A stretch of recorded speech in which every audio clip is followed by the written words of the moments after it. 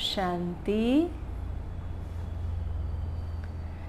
राजयोग का प्रयोग अष्ट शक्तियों की प्राप्ति के आज चौथे सत्र में आप सभी का बहुत बहुत हार्दिक अभिनंदन है, अभिवादन है, स्वागत है। एक परिवार जिसके मुखिया की मृत्यु हो गई, मृत्यु के पश्चात परिवार में कोई भी कमाने वाला नहीं था, तो जो जमा पूंजी थी धीरे धीरे उस जमा पूंजी को इस्तेमाल किया और एक समय ऐसा आया जो वो जमा पूंजी भी समाप्त हो गई और घर में केवल एक हीरा बचा था। तो माँ ने पुत्र को कहा कि तुम्हारे चाचा की दुकान है हीरे जवाहरात की, ये तुम उस दुकान पर बेच करके आओ, क्योंकि बाहर कहीं बेचेंगे तो वो शायद इसका इतना मूल्य ना दें, लेकिन वो अपना ही भाई है तो वो उसका सही मूल्य हमारी परिस्थिति को देखते हुए ज़रूर देगा। वो लड़का उस हीरे को लेकर के अपने चाचा की दुकान पे गया। चाचा ने हीरे को बहुत अच्छी तरह से देखा और उसको कहा कि ये हीरा बहुत मूल्यवान है, तुम ऐसे करो इसको घर में ले जाओ, रख दो, घर में संभाल के रखो, ये तुम्हारी पूंजी है। कल से तुम मेरी दुकान पर आओ और मैं तुम्हें ये काम सिखाऊंगा और तुम ये कार्य स्वयं करो। लड़के ने ऐसा ही किया। वो हीरे को घर ले गया, ले जाकर के रख दिया संभाल के, और अगले दिन से चाचा के साथ वो काम सीखने लग गया। कुछ महीनों के पश्चात जब उसको वो काम बहुत अच्छी रीति से आ गया तो उसने सोचा कि मैं जो घर में रखा हुआ हीरा है उसकी भी परख करूं कि वो कितने मूल्य का होगा। जब उसने वो हीरा निकाला, उसको देखा, तो उसने पाया कि वो हीरा नहीं था, वो पत्थर था, नकली हीरा था एक्चुअली वो। और वो उस हीरे को लेकर के अपने चाचा के पास गया दुकान पर और कहा कि ये तो पत्थर है, ये तो नकली हीरा है, और आपने मुझे उस दिन कहा कि ये बहुत ही मूल्यवान हीरा है, इसको संभाल करके रखो। तो चाचा ने कहा, आज आपके अंदर वो परख शक्ति आ गई है जो हीरे और पत्थर को परख सकती है। इसलिए आज तुम्हें मैं अगर ये बात कहूँ कि ये पत्थर है तो तुम इसे स्वीकार करोगे। और जिस दिन तुम मेरे पास ये हीरा लेकर के आए थे, अगर मैं उस दिन आपको ये बात कहता कि ये हीरा नहीं, ये तो केवल एक चमकीला पत्थर है, तो शायद आपको ऐसा लगता कि चाचा हमारी परिस्थिति का नाजायज़ फ़ायदा उठा रहा है। लेकिन आज जबकि तुम इसको परख चुके हो तो तुम्हें स्वयं ही इसका ज्ञान हो गया है। तो राजयोग से हमको जो चौथी शक्ति प्राप्त होती है वो है परखने की शक्ति। हीरा और पत्थर, चमकीला पत्थर दिखने में समान होता है, लेकिन उसमें अंतर क्या होता है। एक व्यक्ति ऐसे ही एक राज्य के अंदर 2 पत्थर लाया, चमकीले पत्थर, और उसने राजा को कहा कि इसमें से एक हीरा है और एक केवल चमकीला पत्थर है। जो मुझे ये बता देगा कि इसमें से हीरा कौन सा है और पत्थर कौन सा है, तो मैं उसको अपनी सारी संपत्ति दे दूंगा और अपना ये काम करना छोड़ दूंगा, हार मान लूँगा। उसने राजा को बताया कि मैं बहुत सारे राज्यों से होकर के आया हूँ, लेकिन कोई भी आज तक इसे परख नहीं सका है। तो राजा ने कहा ठीक है, उसको समय दे दिया, स्थान बता दिया कि तुम उस समय उस स्थान पर आ जाना, हम प्रजा को बुलाएंगे और प्रजा में से जो इसको बताएगा वो इनाम का हकदार होगा। सभा बुलाई गई, वो हीरे को बीच में रखा गया टेबल पर, दोनों पत्थरों को, एक हीरा था और एक पत्थर था। बहुत से लोग आए लेकिन किसी को उनमें कोई भी अंतर दिखाई नहीं दिया।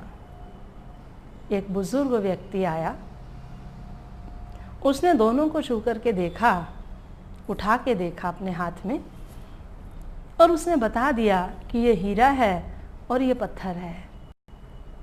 तो वो व्यक्ति बहुत हैरान हुआ, कहा कि बड़े बड़े जोहरी भी इसको परख नहीं पाए, आपने कैसे परख लिया। तो उस व्यक्ति ने बड़े सहज स्वभाव से कहा, पत्थर धूप में गर्म हो जाता है, हीरा गर्म नहीं होता। ये परख शक्ति भी है और साथ साथ राजयोग की शक्ति भी है।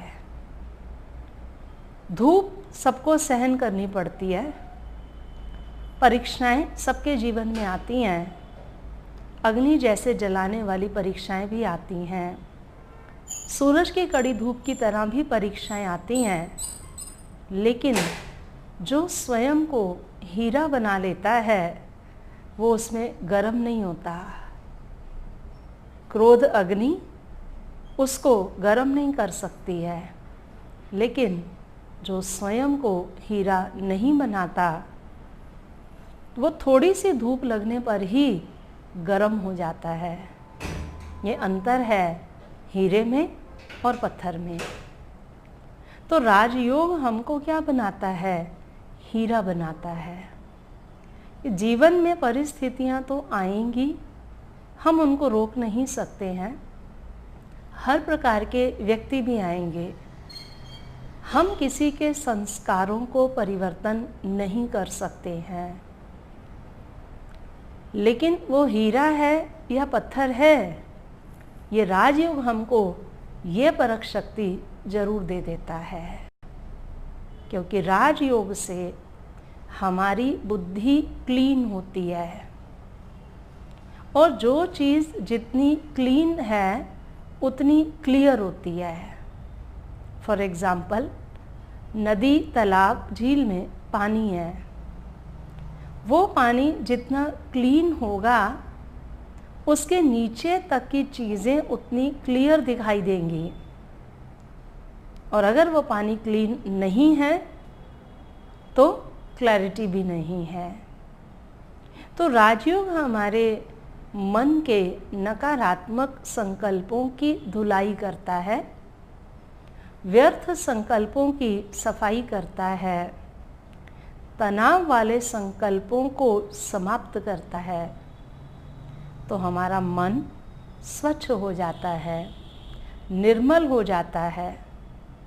तो जब मन की सफाई हो जाती है, स्वच्छता आ जाती है मन के अंदर, बुद्धि हमारी एकाग्रचित हो जाती है।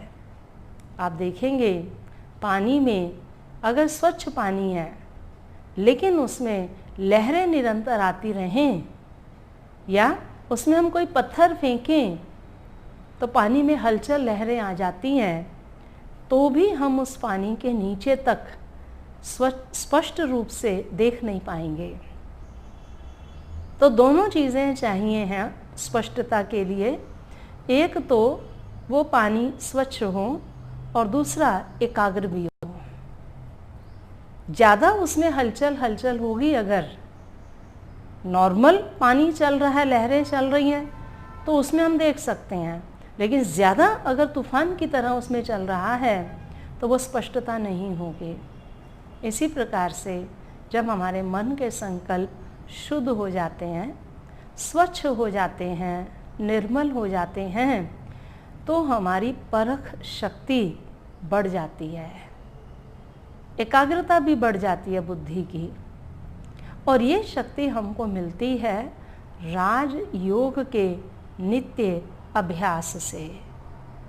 और राजयोग का अभ्यास यानी कि स्वयं को आत्मा निश्चय कर अपने मन को उस परमात्मा में एकाग्र करना, अपने सत्य स्वरूप को पहचान करके परमात्मा के सत्य स्वरूप में अपने मन को एकाग्र करना।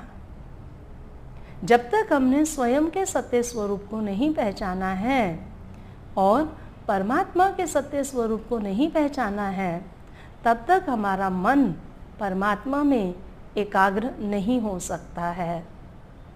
और जो भी हमारे अंदर आज तक भ्रांतियां थी, अगर उन भ्रांतियों की भी क्लैरिटी नहीं होगी, जो हमने बातें आज तक केवल सुनी सुनाई, तो उन बातों को लॉजिकली जब तक हम समझेंगे नहीं, तब तक हमारे मन की स्वच्छता नहीं आएगी, हमारी बुद्धि की एकाग्रता नहीं आएगी।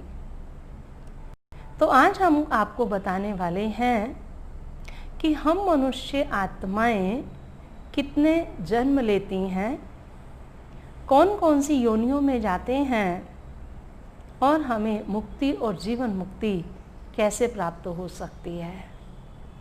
तो ये भी राजयोग से हमको परख शक्ति मिलती है कि सत्य ज्ञान क्या है। क्योंकि जो भी आज तक हम बातें सुनते आए, ये राजयोग का ज्ञान हमको उनसे कुछ हट कर के सुनाता है। अगर भगवान धरती पर आकर के हमको वही शास्त्रों का ज्ञान सुनाए, या जो हमने आज तक सुना था वही सुनाए, तो फिर भगवान को आने की ज़रूरत क्या है। और जो ज्ञान आज हमारे संसार में है, वही ज्ञान अगर संपूर्ण ज्ञान है, तो फिर भगवान को इस धरती पर तो भी आने की ज़रूरत नहीं है। और हमारे पास अगर संपूर्ण ज्ञान है, तो फिर तो इस धरा पर धर्म ग्लानि भी नहीं हो सकती है। क्योंकि जहाँ ज्ञान है वहाँ ग्लानि कैसे होगी? ग्लानि और ज्ञान दोनों एक साथ नहीं हो सकते हैं। तो जो राजयोग का ज्ञान है वो हमको स्पष्ट हर चीज़ बताता है, और हमारे अंदर परख शक्ति भी आती है कि सत्यता आखिर क्या है। हमारे विवेक की जागृति आती है, अवेयरनेस आती है हमको हर चीज़ की। तो जैसे आज तक हम सभी सुनते आए कि मनुष्य आत्मा 84 लाख योनियां धारण करती आई है। 2 प्रकार की बातें इसमें हमने सुनी आज तक। पहली बात तो ये कि मनुष्य आत्मा 84 लाख योनियां पूरी करने के बाद इस मनुष्य शरीर को धारण करती है। उस फिलॉसफी के अनुसार जब तक हमारे पाप कर्म 100% नष्ट नहीं हो जाते हैं तब तक हमको मनुष्य का शरीर नहीं मिल सकता है। और दूसरी बात उसमें ये भी कही गई कि भले हमें मनुष्य का शरीर मिल गया, लेकिन अगर इस शरीर में रहते हुए हमने पुण्य कर्म नहीं किए तो आगे फिर से हमको दोबारा उन 84 लाख योनियों में फिर से जन्म पुनर्जन्म लेना पड़ेगा, भटकना पड़ेगा। अब इन दोनों बातों के ऊपर हम थोड़ा सा विचार करते हैं। पहली बात कि हम 84 लाख योनियां भोगने के बाद इस मनुष्य शरीर को धारण करते हैं। हमने 84 लाख योनियां क्यों ली? उस फिलॉसफी के अनुसार कि हमने बहुत सारे पाप कर्म किए। जिन पाप कर्मों की सजा हमको क्या मिला, वो 84 लाख योनियों में बार बार हमको जन्म लेना पड़ा। और जिस क्षण, जिस पल हमारे सारे पापों का खाता पूरा हो गया, समाप्त हो गया, उसी पल हमको ये मनुष्य का शरीर प्राप्त हुआ। इसका मतलब कि जब हमें ये मनुष्य का शरीर प्राप्त हुआ तब हमारे पाप 100% समाप्त हो गए। हम क्या बन गए? पुण्य आत्मा बन गए। क्योंकि पाप खत्म हो गए तो हम क्या बन गए? पुण्य आत्मा बन गए। तो जब हम 100% पुण्य आत्मा बन गए तो फिर इस पृथ्वी पर जितनी भी जीव आत्माएं जन्म ले रही हैं, जितने भी मनुष्य जन्म ले रहे हैं, वो सब 100% पुण्य आत्माएं हैं। तो फिर एक बच्चा राजा के घर और दूसरा बच्चा भिखारी के घर जन्म क्यों लेता है? दूसरी बात, एक बच्चा मेंटली रिटायर्ड होता है या फिजिकली हैंडीकैप्ड होता है और दूसरा बच्चा स्वस्थ पैदा होता है। एक बच्चा ब्राह्मण के घर जन्म ले रहा है जो बचपन से ही भक्ति पाठ पूजा देख रहा है, और दूसरा बच्चा कसाई के घर जन्म ले रहा है जो बचपन से ही बकरे और मुर्गे कटते हुए देख रहा है। एक बच्चा जो है वो बहुत ही इंटेलेक्चुअल है, साइंटिस्ट बन जाता है, इंजीनियर बन जाता है, और एक बच्चा बिल्कुल ही डल हेड होता है। तो ये जो जन्म में अंतर है, ये अंतर क्यों? अगर सब मनुष्य आत्माएं अपने सारे पाप कर्मों को खत्म करके फिर ये मनुष्य शरीर धारण कर रही हैं, फिर तो मनुष्य शरीर में उनको सबको संपूर्ण स्वस्थ होना चाहिए, सभी को एक जैसा धनवान होना चाहिए, सभी को एक जैसा बलवान होना चाहिए, सभी को एक जैसा रूपवान भी होना चाहिए। रूप में भी अंतर है, कोई तो बहुत सुंदर विश्व सुंदरी है और कोई ऐसा जिसकी शक्ल देखो तो देखने से डर भी लगता है। तो ये जो जन्म में अंतर है, ये किस आधार पर है? और फिर अगर हम ये कहें कि कोई उसका कर्म रह गया होगा इसलिए उसको ये जन्म से ही अंधा गूंगा बहरा लूला लंगड़ा होने की सज़ा मिली, तो फिर उस फिलॉसफी के अनुसार हमें तो मनुष्य शरीर मिलना ही नहीं चाहिए था अगर कोई पाप रह गया तो। क्योंकि उस फिलॉसफी के अनुसार अगर कोई पाप रह गया तो मनुष्य शरीर नहीं मिलेगा। मिलेगा ही तब जब हमारे सारे पाप कर्म समाप्त हो जाएंगे। इसका मतलब कि हम मनुष्य आत्माएं अपने कर्मों का फल भोग रही हैं ना। तो अगर हमने 84 लाख योनियों में भोग लिया तो फिर मनुष्य योनि भोग योनि क्यों? अगर वो जानवर योनि भोग योनि है तो क्या आज मनुष्य योनि भोग योनि नहीं है? क्या मनुष्य कम भोगना भोग रहा है? आज का आप देखो समय कैसा चल रहा है।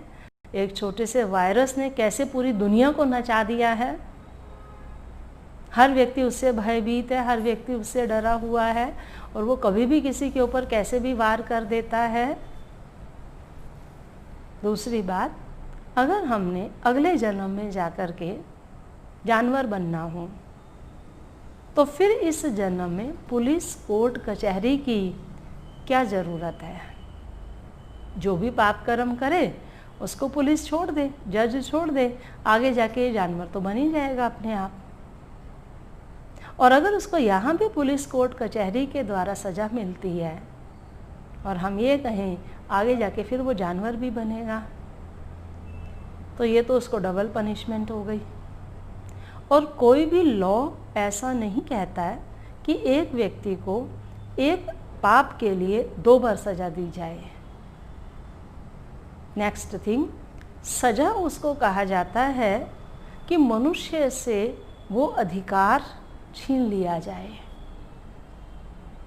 लेकिन आप देखेंगे जो कहते हैं कि जो चोर चोरी करता है वो अगले जन्म में जाकर के बिल्ली बनता है।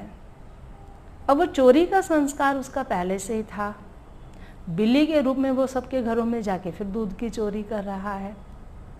अब ये संस्कार उसका समाप्त हुआ या पक्का हो गया? जो धन के लोभी हैं उनके लिए कहते हैं आगे जाके सर्प की योनि मिलती है। अब उसको यहाँ भी धन चाहिए था, वहाँ तो उसको धन मिल ही गया। मणि वाला सांप वो जाके बन गया, हमेशा खजाने पे ही बैठा रहता है। तो वो तो जो चाहता था वो उसको मिल गया, तो ये पनिशमेंट कहेंगे इसको या रिवॉर्ड कहेंगे? परमात्मा ने हमको बहुत सिंपल सी बात बताई है, वेरी सिंपल थिंग। जैसा बीज वैसा फल। अभी देखो गर्मियों का मौसम है, छोटे छोटे बच्चे भी आम खाते हैं ना, तो यहाँ नीचे सोसाइटी का पार्क है। वो छोटे छोटे बच्चे आम खाने के बाद गुठलियों को ला करके पार्क की मिट्टी में दबा देते हैं और क्या कहते हैं, अगले साल हम अपने पेड़ के आम खाएंगे, हमारा पेड़ आ जाएगा आम का। उस छोटे से बच्चे को भी इतनी सेंस है कि अगर मुझे आम का पेड़ चाहिए तो मुझे कौन सी गुठली डालनी है? आम की गुठली डालनी है। वो कभी सेब का बीज डाल के आम की कामना नहीं करता है, या आम का बीज डाल के किसी और फल की कामना नहीं करता है। उसमें भी इतनी कॉमन सेंस है कि जैसा बीज वैसा फल। ये शरीर हमें हमारे कर्मों का फल मिला हुआ है। इस शरीर रूपी जो फल है, इसका बीज कौन है? मैं आत्मा। मैं आत्मा इस शरीर रूपी फल का बीज हूँ। बीज मनुष्य का है, तो उससे फल कौन सा निकलेगा? मनुष्य का ही तो निकलेगा। मनुष्य के बीज से कभी भी जानवर का फल क्या निकल सकता है? आप स्वयं को देखें, आपके जो दादा परदादा थे वो कौन थे? मनुष्य ही तो थे। और आगे जो आपकी संतानें हो रही हैं वो कौन हो रही हैं? वो भी मनुष्य ही हो रही हैं, क्योंकि बीज कौन सा चला आ रहा है? मनुष्य का चला आ रहा है। तो मनुष्य के बीज से जो आगे फल निकलेगा वो भी किसका निकलेगा? मनुष्य का ही निकलेगा। नवभारत टाइम्स के अंदर आज तक लगभग 2000 लोगों की पुनर्जन्म की कहानियाँ, सत्य घटनाएं आई हुई हैं, जिसमें से एक भी मनुष्य ने ये नहीं बताया कि हम अपने पिछले जन्म में जानवर थे। सभी ने ये बताया कि हम अपने पूर्व जन्मों में मनुष्य थे। मेल या फीमेल ये चेंज हो सकता है। कोई इस समय पर मेल है तो वो पीछे फीमेल हो, या इस समय फीमेल है तो पीछे मेल हो सकता है। ये मेल और फीमेल चेंज हो सकता है, लेकिन बनता मनुष्य ही है। इवन देन आप देखेंगे कि हमारे घर में से भी कोई आत्मा चली जाती है, कोई दादा परदादा गया और उन्हीं दिनों घर में कोई बच्चा जन्म लेता है, हम क्या कहते हैं? ये तो हमारा दादा वापस आ गया। और अनुभव कहता है कि दोनों के संस्कार भी मैच करते हैं, दोनों के स्वभाव भी मैच करते हैं, दोनों की लाइकिंग डिसलाइकिंग भी मैच करती है। तो बहुत सारी चीज़ें जब मैच करती हैं तो हम क्या कह देते हैं कि ये तो हमारा दादा वापस आ गया। इसका मतलब कि वो आत्मा किस रूप में गई थी? मनुष्य के रूप में गई थी, और वापस किस रूप में आई है? मनुष्य के ही रूप में वापस आई है। तो जो बीज है वो आत्मा है और आत्मा मनुष्य की है। तो मनुष्य की आत्मा से कभी भी जानवर का फल नहीं निकल सकता है। जब बीज मनुष्य का है तो मनुष्य के बीज से जो फल निकलेगा वो भी हमेशा मनुष्य का ही निकलेगा। हाँ, मनुष्य अपने कर्मों की जो सजा है वो 4 प्रकार से भोगता है। पहली सजा मिलती है तन की सजा, क्योंकि पहला सुख कौन सा गाया जाता है? निरोगी काया। तो पहला जो मनुष्य को दुख मिलता है वो मिलता है रोगी काया। कहा जाता है जान है तो जहान है। अगर हमारा शरीर अच्छा है तो हमें सब कुछ अच्छा लगता है, और हमारा शरीर अच्छा नहीं है तो हमें कुछ भी अच्छा नहीं लगता है। तो पहला सुख निरोगी काया। और आज इस विश्व के अंदर एक भी मनुष्य आत्मा ऐसी नहीं है जो ये कहे कि मैं अभी तक 100% हेल्दी हूँ और जब तक मेरी मृत्यु होगी तब तक भी मैं 100% हेल्दी रहूँगा या रहूँगी। गारंटी कर सकते हैं? नहीं कर सकते हैं। दूसरा जो मनुष्य को सजा मिलती है वो मिलती है मन की सजा, और ये आज सबसे बड़ी सजा है। टेंशन, डिप्रेशन, आज कितने सुसाइड केसेस हो रहे हैं? रीज़न, अंदर डिप्रेशन है, टेंशन है। ये डिप्रेशन या टेंशन क्या है? ये मन की सजा है। इसका भी आपको एक अलग से एक लेसन एक दिन कराएंगे कि डिप्रेशन के ऊपर हम कैसे जीत पाएँ, स्ट्रेस फ्री लिविंग कैसे बिताएं। ये अलग से पूरा एक लेसन आपका एक दिन कराएंगे हम। तो जो मनुष्य को सजा मिलती है दूसरी, वो मिलती है मन की सजा। मन की सजा यानी तनाव। और मन अगर हमारा रोगी हो जाता है तो मन का प्रभाव तन पर 100% पड़ता है और धीरे धीरे तन भी रोगी हो जाता है। और तीसरी सजा मनुष्य को मिलती है धन की सजा। आज की दुनिया के अंदर बिना धन के स्नेह और संबंध भी नहीं है। आज स्नेह और संबंध का आधार भी क्या बन करके रह गया है? धन बन करके रह गया है। और ऐसे समय पर जिस मनुष्य के पास अपने जीवन की ज़रूरतों को पूरा करने का धन भी ना हो तो क्या ये उसके लिए सजा नहीं है? ये तो बहुत बड़ी सजा है उसके लिए। अभी देखो, रक्षाबंधन का ही त्यौहार आता है। ये भाई बहन के प्यार का त्यौहार माना जाता है। बहन भाई के लिए राखी लेकर के आती है, सोने चांदी की राखी लेकर आती है, मिठाई लेकर के आती है, फल लेके आती है, गिफ्ट लेकर के आती है। अगर बहन मानो भाई के लिए 2000 रुपये का सामान लेकर के आती है और भाई उसको राखी के बदले में 500 रुपये ही दे पाता है, उसकी उतनी ही शक्ति है, उतनी ही समर्थ है, तो बहन को क्या लगता है? तो आज ये जो पवित्र रिश्ता है उसका आधार भी क्या बन के रह गया है? धन बन के रह गया है। और ऐसे समय पर जिस मनुष्य के पास अपने जीवन की ज़रूरतों को पूरा करने का धन भी ना हो तो ज़रूर उसके लिए ये क्या है? सजा है। और वर्तमान समय जो परिस्थिति बन रही है वो पूरे विश्व के वायुमंडल पर आर्थिक संकट मंडरा रहा है। एक व्यक्ति की बात नहीं है, पूरे विश्व के आज ये हालात है।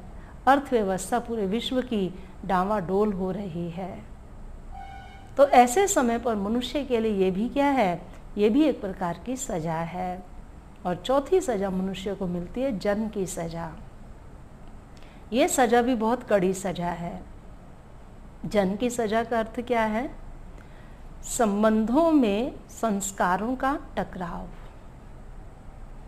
एक ही छत के नीचे दो प्राणी नदी के दो किनारों के तरह रहते हैं, जो साथ साथ चल तो रहे हैं लेकिन कभी मिल नहीं रहे हैं। नदी के दोनों किनारे क्या करते हैं? साथ साथ चलते हैं, लेकिन वो कभी आपस में मिलते नहीं हैं। तो गृहस्थ जीवन के अंदर अगर पति पत्नी के संस्कार नहीं हैं तो ये भी उनके लिए क्या है, एक बहुत बड़ी सजा है कि उस व्यक्ति के साथ वो रह भी नहीं सकते हैं और उस व्यक्ति को छोड़ भी नहीं सकते हैं। तो ये 4 प्रकार की जो मनुष्य को सजाएं मिलती हैं, तन की, मन की, धन की और जन की, ये सजाएं ही मनुष्य के जीवन को जानवर जैसा बना देती हैं। आज अगर किसी से मनुष्य से कोई हालचाल पूछता है, कहते हैं क्या हालचाल है, कहते हैं क्या करें, ढो रहे हैं। क्या ढो रहे हैं? गृहस्थी का बोझ। बोझ कौन ढोता है? गधा। आज अगर कोई व्यक्ति बहुत जोर जोर से चिल्ला रहा है, क्रोध का उसका संस्कार है, अनाप शनाप बोलता है, गाली गलौज करता है, कहने वाले लोग क्या कहते हैं, तुम परवाह मत करो, भौंकने दो, इसकी तो आदत ही है। अब भौंकता कौन है? कुत्ता। इसी प्रकार से कोई व्यक्ति अंदर कुछ और बाहर कुछ, सामने कुछ और पीछे कुछ रंग बदलता रहता है तो हम उसको क्या संज्ञा देते हैं? कहते हैं तो गिरगिट की तरह रंग बदलते हैं, इनका विश्वास मत करना आप। मनुष्य आज कैसा हो गया है। तो इसी प्रकार से जो भी जानवरों की संज्ञाएं हैं वो हम किसको देते हैं? मनुष्य को ही तो देते हैं। तो मनुष्य शरीर से कभी भी जानवर नहीं बनता है, लेकिन अपने संस्कारों से जानवर जैसा बन जाता है। और जो मनुष्य के पूर्वज थे, जो डार्विन की थ्योरी में हमने सुना था, आजकल की साइंस उसको नहीं मानती है, आजकल के वैज्ञानिक भी उसको नहीं मानते हैं। वो कहते हैं वो डार्विन की केवल कोरी कल्पना थी।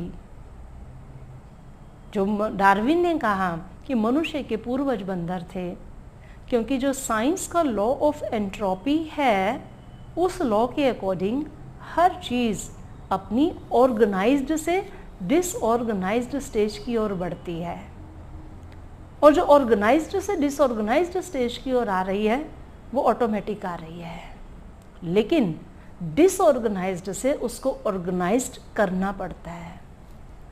जैसे हम अपने फ़ोन की बैटरी को रोज़ सुबह उठ के 100% करते हैं। हम पूरा दिन उस फ़ोन को यूज़ ना करें, ना कोई इनकमिंग, ना आउटगोइंग, ना व्हाट्सएप, ना मैसेज, ना मेल, कुछ भी यूज़ नहीं करें हम। 24 घंटे के बाद उस फ़ोन की बैटरी क्या 100% रहेगी? ऑटोमेटिकली क्या होगी? होगी डाउन। हमने कुछ नहीं किया उसमें। डिस्चार्ज अपने आप होती है, चार्ज करना पड़ता है।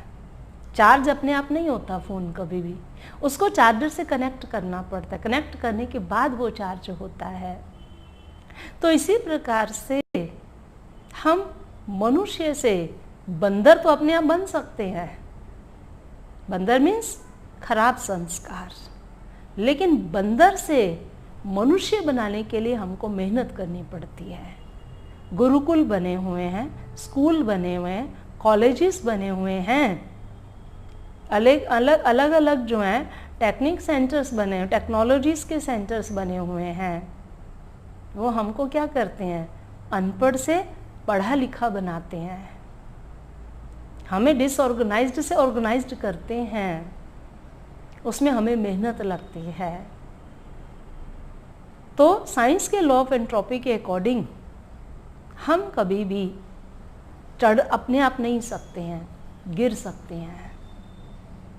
तो हमारे पूर्वज कौन हैं? जैसे आप देखेंगे हर धर्म के लोग अपने घर के अंदर अपने धर्म के पूर्वजों के चित्र रखते हैं।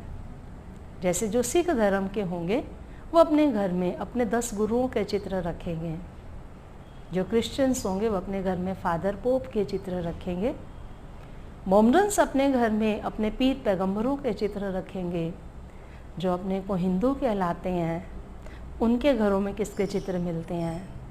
देवी देवताओं के। इसका मतलब कि जो हमारे पूर्वज थे वो कौन थे? वो देवी देवता थे। देवी देवता हमारे पूर्वज थे। तो इसका मतलब हम भी क्या थे? हम भी देवी देवता थे। आप देखें, देवताएं और हमारे शरीर में शारीरिक कोई अंतर नहीं है। आज भी रामलीला करते हैं, रास लीला करते हैं, रामायण बनाते हैं, महाभारत बनाते हैं, उसमें श्री राम श्री कृष्ण के जो पात्र लेते हैं वो कौन बनते हैं? मनुष्य ही तो बनते हैं, मनुष्यों को ही तो बनाते हैं ना। उनको वो ड्रेस पहना देते हैं और वो उस प्रकार की एक्टिविटीज़ करते हैं, अपने करैक्टर को बहुत धीरज वाला, शांति वाला, प्रेम वाला, सद्भावना वाला बनाते हैं। तो अंतर किसमें हुआ? अंतर करैक्टर में है, शरीर में अंतर नहीं है कोई। देवताएं जो थे वो कैसे थे? होलीएस्ट करैक्टर वाले, पवित्र चरित्र वाले थे वो। और आज का मनुष्य क्या बन गया है? कहा जाता है धन गया तो कुछ नहीं गया, स्वास्थ्य गया तो कुछ गया, और चरित्र गया तो सब कुछ गया। और आज कलयुग में ये कहावत उल्टी हो गई है। कहते हैं धन गया तो हम तो लूट गए, बर्बाद हो गए, सब कुछ चला गया हमारा। स्वास्थ्य बीच में वहीं का वहीं है, और चरित्र गया तो कहते हैं क्या फ़र्क पड़ता है। जैसे आजकल 2-2 मोबाइल फ़ोन रखने का रिवाज है, ऐसे आजकल 2-2 वाइफ्स रखने का भी रिवाज बन गया है। तो चरित्र की तो आज किसी को परवाह ही नहीं है। तो समय कैसा आ गया है? तो चरित्रहीनता और चरित्रवान, यही अंतर है देवताओं में और आज के मनुष्य में। तो एक समय ऐसा था जो हम ही चरित्रवान थे, हमारे जो पूर्वज थे वो देवता थे, वो हम में से ही कोई ना कोई तो थे। जैसे एक कहानी सुनाते हैं ना कि एक बार एक राजकुमार था, उसने अपने महल के अंदर एक चित्र देखा, किसी बहुत सुंदर बच्ची का चित्र देखा। लगभग वो 5 साल की बच्ची थी, कोई राजकुमारी थी। तो उसने उसका चित्र देखा, उसने देखा ये बचपन में इतनी सुंदर है राजकुमारी, तो ये आज कितनी सुंदर होगी। उसका मन आ गया उसके ऊपर, और अंदर ही अंदर वो उस राजकुमारी से प्यार करने लग गया, और दिन रात वो उदास रहने लग गया। मैं इसको कहाँ ढूंढूं, कैसे ढूंढूं, किसको बताऊं, क्या बताऊं। तो राजा का वजीर जो था उसने राजकुमार को परखा कि आजकल ये बहुत उदास रहने लग गया है। उसने उससे पूछा कि क्या बात है। तो राजकुमार ने अपने मन की बात उस वजीर को बता दी। तो वजीर ने कहा, अच्छा कौन है वो राजकुमारी जिससे तुमको इतना प्रेम हो गया है? तो राजकुमार उसको अपने साथ ले गया और उसको वो चित्र दिखाया उस राजकुमारी का, जब वो 5 वर्ष की थी। बहुत सुंदर उस राजकुमारी का चित्र था, वो बहुत सुंदर थी वो राजकुमारी। और जब वजीर ने उस चित्र को देखा तो वो जोर जोर से हंसने लग गया। राजकुमार ने कहा, क्या हुआ? वजीर ने उसको बताया कि राजकुमार, जब तुम 5 वर्ष के थे तो तुम्हें एक कन्या के रूप में सजा करके उत्सव के दिन डांस करवाया गया था। ये तुम्हारा ही चित्र है। हम भी द्वापर से लेकर के किसकी पूजा करते आ रहे हैं? ये परमात्मा ने हमको समझाया कि बच्चे, ये जो देवी देवताएं हैं ये कोई और नहीं है, ये तुम ही थे। जब हम सतयुग में थे तो आत्मा 100% पवित्र थी, और 100% पवित्र आत्मा को जो शरीर मिलता है वो भी 100% पवित्र शरीर मिलता है। कहा जाता है ना, जैसा सोना वैसा जेवर होता है। तो जब सोना यानी आत्मा 100% पवित्र है तो उसे जो शरीर मिलेगा वो भी 100% पवित्र शरीर ही मिलेगा। तो सतयुग, त्रेता, द्वापर और कलयुग, ये 4 युग हैं। इन 4 युगों में हम मनुष्य आत्माएं केवल 84 जन्म लेती हैं। और वो कैसे कैसे लेती हैं? सबसे पहले सतयुग होता है। सतयुग में हम मनुष्य आत्माएं देवताओं के रूप में इस धरा पर जन्म लेती हैं।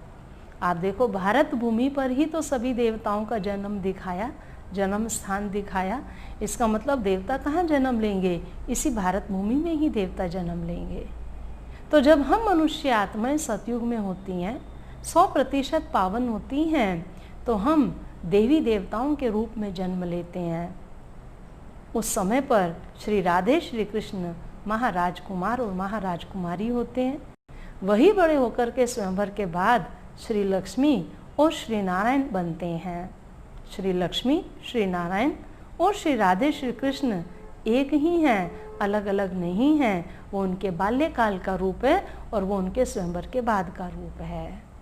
इसीलिए हम गायन करते हैं कि श्री कृष्ण गोविंद हरे मुरारी, हे नाथ नारायण वासुदेवा। कि श्री कृष्ण गोविंद हरे मुरारी नारायण एक ही हैं जो वासुदेव के पुत्र हैं। सतयुगी दुनिया में संपूर्ण सुख शांति पवित्रता की दुनिया होती है। उस समय पर हम मनुष्य आत्माएं 8 जन्म लेती हैं। जो एवरेज एज होती है वो 150 वर्ष होती है। दूसरा युग द्वापर युग आता है, त्रेता युग आता है, सतयुग के बाद त्रेता युग आता है। त्रेता युग में श्री राम श्री सीता का राज्य होता है। वहाँ पर भी हम आत्माएं संपूर्ण पवित्र होती हैं, देवताओं के रूप में जन्म लेती हैं। सतयुग में देवताई घराना होता है, त्रेता में क्षत्रिय घराना हो जाता है। वहाँ आकर के हमारे जन्म 12 हो जाते हैं। इन दोनों युगों को राम राज्य कहा जाता है या ब्रह्मा का दिन कहा जाता है। इन दोनों युगों में संपूर्ण पवित्रता सुख शांति होती है, इसलिए भक्ति भी नहीं होती है। लेकिन जब तीसरा युग शुरू होता है, द्वापर युग, तो उसमें रावण राज्य शुरू हो जाता है।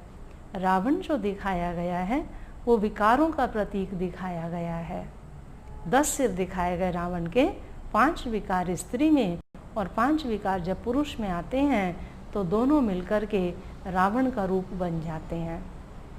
और द्वापर से जब रावण राज्य शुरू होता है, हम मनुष्य आत्माएं स्वयं को भूल जाती हैं जन्म पुनर्जन्म लेते लेते कि हम ही सतयुग में देवता थे और हम अपने उस बचपन वाले रूप के चित्रों की पूजा शुरू कर देते हैं। अपने आप ही जो पूज्य स्वरूप थे वो आज पुजारी बन जाते हैं। और द्वापर में सबसे पहले शिव की भक्ति शुरू होती है। जो राजा विक्रमादित्य सोमनाथ का मंदिर बनाते हैं, उसके बाद अन्य देवी देवताओं की पूजा शुरू होती है। द्वापर युग में हम मनुष्य आत्माओं के 21 जन्म होते हैं। और चौथा युग है कलयुग।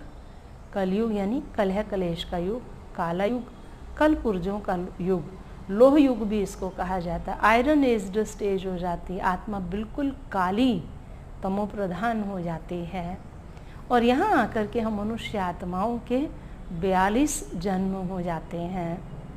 और लास्ट इस समय पर जो युग चल रहा है, कल्याणकारी पुरुषोत्तम संगम युग, इस समय पर हम मनुष्य आत्माओं का ये अंतिम जन्म चल रहा है। इसी जन्म के लिए, संगम युग के जन्म के लिए कहा जाता है कि तूने रात गवाई सो के, दिवस बिताया खाए, हीरा जन्म अमोलक कौड़ी बदले जाए। तो वास्तव में जो दिन और रात है ये 24 घंटे की बात नहीं है, लेकिन सतयुग और त्रेता को ब्रह्मा का दिन कहा जाता है, जो हमने खाने पीने और मौज में गंवा दिया। द्वापर और कलयुग को ब्रह्मा की रात्रि कहा जाता है, जो हमने अज्ञानता की नींद में गंवा दिया। और इस समय स्वयं परमात्मा इस धरती पर आते हैं, आकर के हम मनुष्य आत्माओं के जीवन को हीरे जैसा बनाते हैं। ये हमारा संगम युगी जन्म हीरे तुल्य जन्म है, क्योंकि इस जन्म में ही परमात्मा हमको मुक्ति और जीवन मुक्ति देते हैं। हमने आज तक जो भक्ति की, उसके पीछे पर्पस क्या था, हमने क्या चाहा भगवान से? मुक्ति मांगी, जीवन मुक्ति मांगी, और किसी ने मोक्ष भी मांगा। अब आप बताइए कि आप क्या चाहते हैं। हम आपको बताएंगे कि मुक्ति, जीवन मुक्ति और मोक्ष क्या है, और आप हमको अभी लाइव चैट में ये ज़रूर बताना कि आपको क्या चाहिए। मुक्ति चाहिए, जीवन मुक्ति चाहिए या मोक्ष चाहिए। आप ज़रूर कमेंट बॉक्स में ये हमें अपना मैसेज देना कि आप क्या चाहते हैं। तो सबसे पहला है मुक्ति। मुक्ति कहा जाता है कि जब आत्मा इस शरीर को छोड़ेगी सृष्टि के अंत में, तो वो अपने घर परम धाम में जाएगी। और परम धाम जो है वो आत्मा के लिए मुक्ति की स्टेज है, जहाँ पर उसके पास ये शरीर नहीं है, वो शरीर से मुक्त हो जाती है। दूसरा है जीवन मुक्ति। जीवन मुक्ति यानी कि जब हम मनुष्य आत्माएं सतयुग में जाएंगी तो जीवन होगा हमारे पास, लेकिन दुख, अशांति, रोग, शोक, चिंता, कष्ट, क्लेश ये नहीं होगा। जीवन में नेगेटिविटी ज़ीरो होगी, 100% पॉजिटिविटी होगी उसके अंदर। उसको कहते हैं जीवन होते हुए भी आत्मा स्वतंत्र है, मुक्त है, उसको कोई बंधन नहीं है। और तीसरी चीज़ है मोक्ष। हम मोक्ष क्यों चाहते हैं? जब आत्मा इस सृष्टि पर जन्म पुनर्जन्म लेते लेते अति दुखी हो जाती है, परेशान हो जाती है, वो सहन नहीं कर पाती है दुखों को, तो भगवान को क्या कहती है? हे भगवान, मुझे मोक्ष दे दो। हम मोक्ष किससे मांगते हैं? दुखों से ना, अशांति और परेशानी से ना। फॉर एग्जाम्पल, एक कैंसर पेशेंट है, वो 4th स्टेज पर चल रहा है, बहुत पेनफुल स्टेज होती है वो।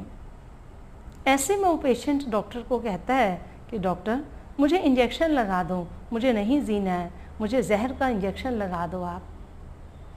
डॉक्टर इंजेक्शन लेने के लिए जाता है, वो सिरिंज में वो जहर भर कर के लाता है। इन बिटवीन करिश्मा होता है कि वो पेशेंट 100% ठीक हो जाता है। और डॉक्टर वो सिरिंज लेकर के आ रहा है, क्या अब वो पेशेंट सिरिंज लगवाएगा? मरना चाहेगा। क्यों? क्योंकि उसको मुक्ति किससे चाहिए थी? दुख से, जीवन से नहीं। हमको भी ग्रस्त से मुक्ति नहीं चाहिए है, जीवन से मुक्ति नहीं चाहिए है। हमको मुक्ति किससे चाहिए? दुखों से और अशांति से मुक्ति चाहिए। और जब हमारे जीवन से दुख अशांति समाप्त हो जाएगा, जीवन संपूर्ण सुख शांतिमय हो जाएगा, गृहस्थ आश्रम बन जाएगा, पवित्रता सुख शांति उसमें आ जाएगी, तो क्या हम मोक्ष चाहेंगे? नहीं चाहेंगे। और परमात्मा कहते हैं मोक्ष वास्तव में किसी को भी मिलता भी नहीं है। मुक्ति 100% सोल्स को मिलेगी, कोई चाहे या न चाहे, सबको मिलेगी। मुक्ति यानी कि आत्मा इस शरीर से मुक्त होकर के इस सृष्टि रूपी रंगमंच पर अपना पाठ पूरा करके अपने घर परम धाम में जाएगी, मुक्ति धाम में जाएगी। वो 100% सोल्स को मिलनी ही है, कोई चाहे या न चाहे, सबने घर जाना वापस। जीवन मुक्ति थोड़े लोगों को मिलेगी जो परमात्मा की आज्ञा पर चल के अपने जीवन को सतयुग में जाने के लायक बनाएंगे, अपने आप को उस लायक बनाएंगे कि हम स्वर्गवासी बन सकें, देवी देवता बन सकें, उनके जैसे गुणों को जीवन में धारण करेंगे। लेकिन मोक्ष स्वयं परमात्मा कहते हैं मुझे भी नहीं मिलता है। जब इस धरा पर धर्म की हानि होती है, पाप बढ़ता है, तो भगवान ने गीता में क्या वायदा किया? मुझे भी इस धरा पर आना पड़ता है। तो परमात्मा को भी स्वयं इस धरती पर आना पड़ता है। धर्म ग्लानि के समय पर उसे भी मोक्ष नहीं मिलता है। और मोक्ष तो हम वास्तव में चाहते भी नहीं हैं। अपने मन पे हाथ रख के पूछें कि हम दुखों से मोक्ष चाहते हैं या जीवन से मोक्ष चाहते हैं। फिर आप कमेंट बॉक्स में हमको ये ज़रूर बताएं कि आपको मुक्ति चाहिए या जीवन मुक्ति चाहिए। जो बेस्ट सोल्स होंगी वो ज़्यादा से ज़्यादा जन्म लेंगी। बेस्ट एक्टर ज़्यादा से ज़्यादा फिल्में करता है, और जिसकी एक ही फिल्म आई और फ्लॉप शो हो गया तो उसको बेस्ट एक्टर नहीं माना जाएगा। बेस्ट एक्टर वही है जो ज़्यादा से ज़्यादा पार्ट प्ले करता है, रोल प्ले करता है।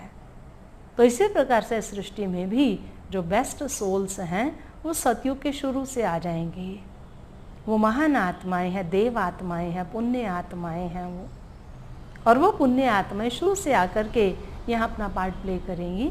सतयुग की जो आदि की जनसंख्या है वो केवल 9 लाख होगी, और धीरे धीरे बढ़ते बढ़ते कलयुग के अंत में आज आप देख रहे हैं कितने अरबों हो गए हैं। तो इस समय परमात्मा हमको ये परख शक्ति देते हैं। हम परखते हैं राजयोग के द्वारा, हमारे अंदर ये शक्ति आ जाती है कि कि हमको चाहिए क्या, क्योंकि हमें क्या चाहिए अभी तक वो हमको ही नहीं पता था कि हमें क्या चाहिए। क्यों? क्योंकि हमें इन चीज़ों का मीनिंग ही नहीं पता था। अब जब मीनिंग पता चलता है तो अब हम स्वयं को परखते हैं कि हमको क्या चाहिए है। तो जो परख शक्ति है ये हमको राजयोग के द्वारा प्राप्त होती है कि ये जो हमारा जीवन है ये हीरे तुल्य जीवन है, और इस हीरे तुल्य जीवन को अब हमें कौड़ियों के भाव नहीं गंवाना है। तो अभी हम चलते हैं, थोड़ी देर के लिए पुनः राजयोग का अभ्यास करेंगे। आप सभी सीधे होकर के बैठ जाएंगे। जो जहाँ पर भी बैठे हैं कोशिश करें कि सोफे पे, कुर्सी पे या नीचे आलती पालती लगा के बैठ सकें तो और भी अच्छी बात है। आसन लगा के डायरेक्ट आप ज़मीन पर कभी भी नहीं बैठेंगे, अर्थिंग होती है। आसन लगा करके ही ज़मीन पर बैठना चाहिए, बेड पर नहीं बैठना चाहिए, क्योंकि बेड पर नींद के वाइब्रेशंस होते हैं। तो अपने मन को अभी एकाग्र कर लें।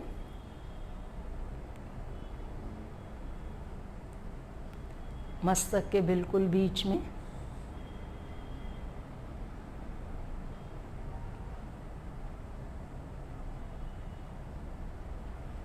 मैं एक चमकता हुआ सितारा हूँ।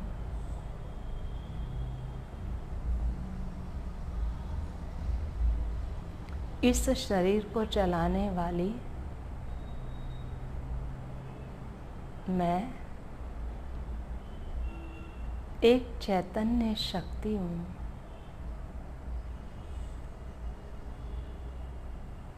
ये शरीर मुझ हीरे की डब्बी है। मैं एक चैतन्य हीरा हूँ, एक दिव्य मणि हूँ, जो इस शरीर रूपी बॉक्स में हूँ।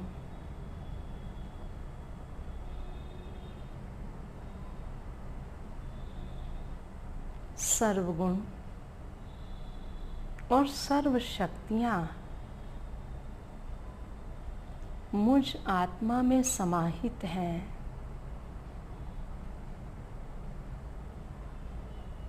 अब मन की आँखों से मैं अपने पिता शिव बाबा, जो मेरी ही तरह ज्योति बिंदु स्वरूप हैं, उनको देख रही हूँ। मेरा निज घर परम धाम है, जहाँ चारों ओर सुनहरी लाल आकाश में सर्व आत्माएं सफेद सितारों के समान चमक रही है।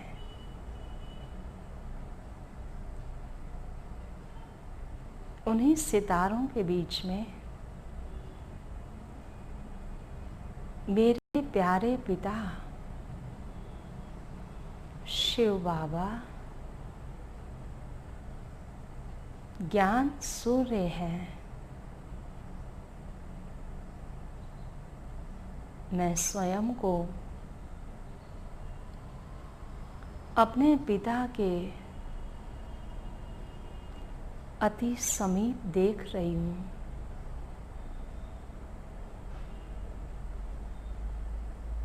शिव बाबा से सर्व शक्तियों की लाइट और माइट मुझ आत्मा में ट्रांसफर हो रही है।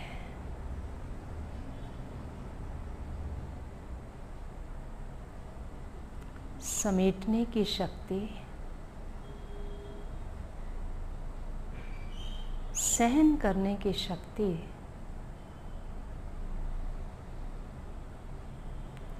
समाने की शक्ति, परखने की शक्ति शिव बाबा से ये सर्व शक्तियाँ मेरे अंदर आ रही है।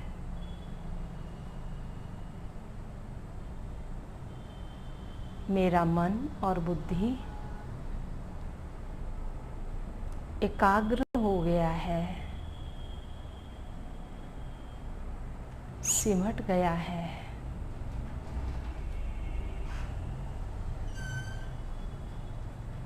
विभिन्न परिस्थितियों में व्यक्तियों के संपर्क में आते अनेक बातों को सहन करने की शक्ति मेरे में आ रही है।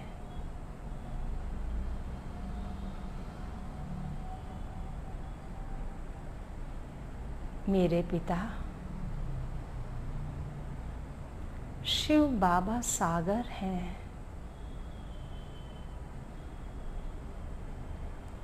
सागर की संतान मैं आत्मा भी मास्टर सागर हूँ।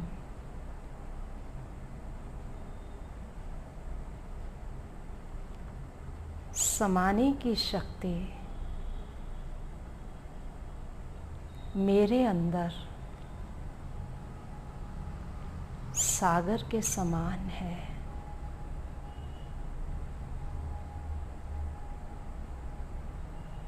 शिव बाबा जो एक जोहरी भी हैं, उनके सानिध्य में मेरे अंदर परखने की शक्ति बढ़ रही है।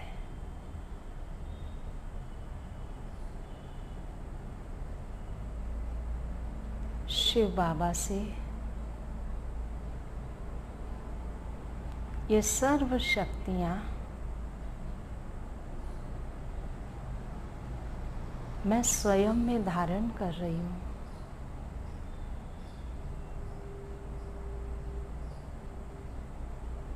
ज्ञान सूर्य शिव बाबा का प्रकाश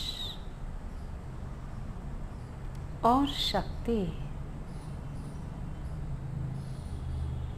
मुझ में समा रही है।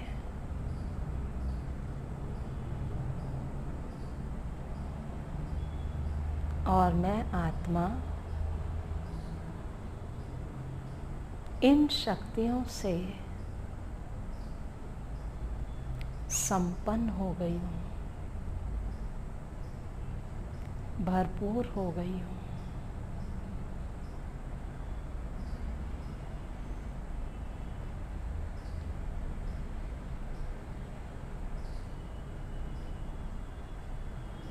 मस्तक सिंहासन पर विराजमान हूँ। मैं एक श्रेष्ठ आत्मा हूँ, पुण्य आत्मा हूँ। सर्वशक्तिवान शिव बाबा की संतान मैं आत्मा भी मास्टर सर्वशक्तिवान हूँ।